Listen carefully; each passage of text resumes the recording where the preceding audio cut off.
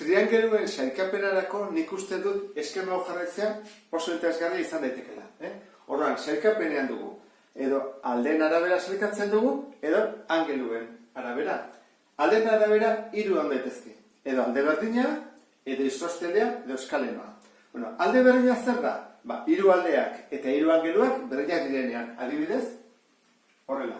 Guazen pentsatzea, ondo egin dudala, eta hiru aldeak berdinak direla, eta hiru angeluak berdinak. Hori izango izateke, alde berdina.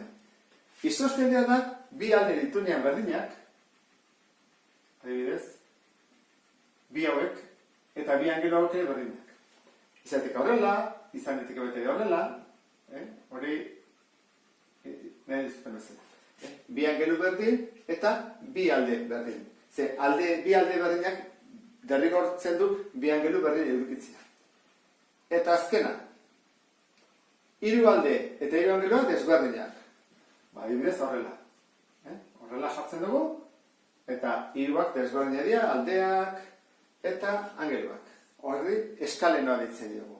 Horrak hemen ditugu hiruak, alde berdina, isostelea eta eskalenoa. Eta angeluen arabera ze gertatzen da? Egon daitezke zorrotzak, angelu zuzena eta kamutxa. Zorrotza. Zorrotza da, hiru angeluak zorrotza direnean. 80 gradu baino gutxiago dituenean. Adibidez, hau, hiru dira, 80 gradu baino gutxiago. Angelu zuzena, horietako baterian 80 gradukoa, adibidez, horrela. Hau zauzateke 80 gradukoa, eta dira, angelu zuzena. Eta kamutxa, baterian 80 gradu baino handiagoa, adibidez, hau. Bat handiagoa da, eta horrean, kamutxa ditzen dugu. Orduan, guazen pixka bat bihauk nahastutzea. Alde berdina baldin bada, izan diteke zorrotza? Bai, adibidez, hau bezala. Alde berdina baldin bada, izan diteke angelu zuzena? Ez, ze izango dituzke, bakoitzen 80-koa, 80 diapasakera. Eta kamutxa ere ez. Horran, alde berdina izateko, zorrotza izan badu, derrigorrez. Isostelea. Isostelea izan daiteke zorrotza? Izan daiteke. Hiruak izatea, 80 gradukoak, baina gutxiago. Izan daiteke angelu zuzena? Adibidez, horrela egiten badugu, gehiago ulertzen zute, hau, angelu zuzena baldin bada, hemen beste bi ditugu. Horrela izan daiteke isostele bat.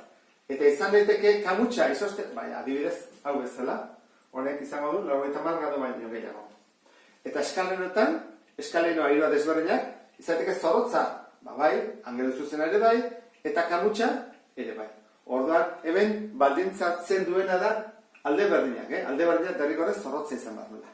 Eta honekin bukatuko nuke, triangeluen sailkapenarekin, beste arte, agur.